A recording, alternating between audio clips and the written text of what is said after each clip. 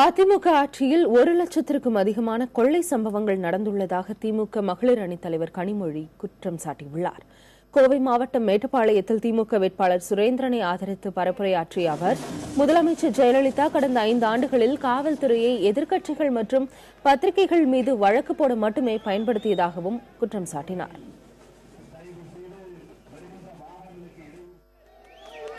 இந்த வழியா உங்களுடைய பிரச்சனைகளை பற்றி கவலைப்பட்டிருக்கிறாரா?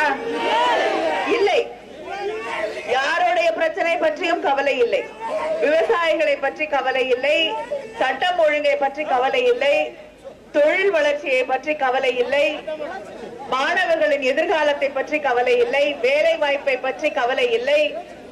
எதை பற்றியும் கவலை இல்லாத ஒரு முதலமைச்சர் ஜெயலலிதா அவர்கள்.